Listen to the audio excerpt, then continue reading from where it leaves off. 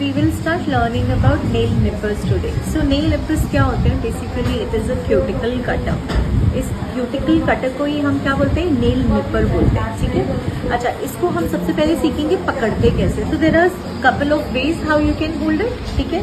सबसे most important part ये कि ये वाला जो शार्प पॉइंट होता है ये नीचे की साइड आना चाहिए, बिकॉज इसी से हम यूज करते हैं कि हम क्यूटिकल्स कट कर सकें, ठीक है। अब इसको या तो हम ऐसे होल्ड कर सकते हैं या हम ये फिंगर को यहाँ पे टिप पे रख के ऐसे होल्ड कर सकते हैं, ठीक है। और एक तीसरा तरीका ये है, आप इसके बीच के इसको निकाल दो स्प्रिंग को और इसको आप ऐसे ऐसे करके यूज करो, ठीक है। सो सारे तरीके सही हैं, इट्स जस्ट दैट आपको कौन सा तरीका सूट करता है। ये जब आप यूज करोगे तो यू विल रियलाइज कि this way is better for you, ठीक है। अब आप एक बार ट्राई करो।